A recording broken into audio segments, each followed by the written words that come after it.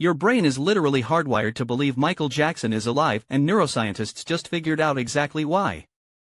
Not metaphorically. Not as a joke.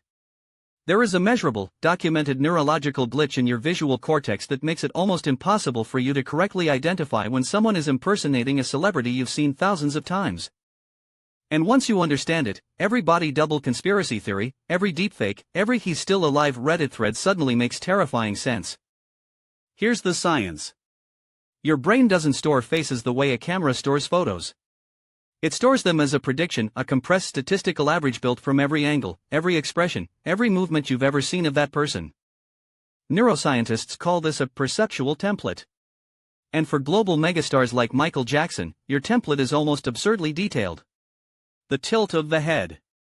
The exact bend of the wrist mid-moonwalk. The way his shoulders move before a spin. But here's where it gets strange. The more detailed that template, the easier it is to fool. Because your brain stops checking reality and starts pattern matching against its own internal model. In a 2022 study out of Harvard, researchers showed participants video clips of professional celebrity impersonators alongside real footage, and participants couldn't reliably tell them apart more than 54% of the time. Barely better than a coin flip. But that's not even the strangest part. When the celebrity in question was someone the participant considered iconic, someone they had watched obsessively, their accuracy actually dropped. More familiarity meant more deception. The reason is something called hyperpriming. Your brain is so loaded with expectations about how that person moves and looks that it auto-completes the gaps. It literally hallucinates the real person over the imposter. This is the same mechanism that makes deepfakes so devastatingly effective. AI doesn't have to get everything right. It just has to hit enough of your brain's checkpoints, the jawline, the voice pitch, the specific micro-expressions, and your cortex does the rest of the work for free.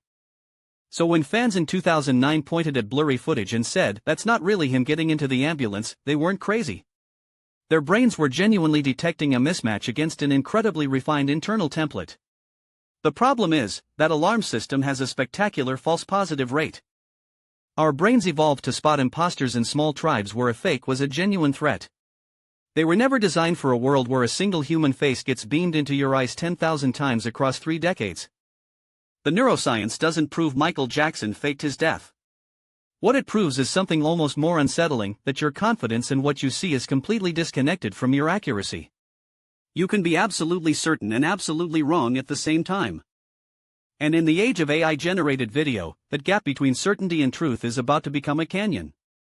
Every iconic face you've ever loved is now a potential weapon against your own perception.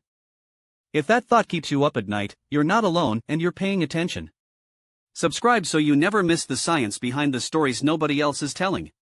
And tell me in the comments, which celebrity deepfake do you think would fool the most people?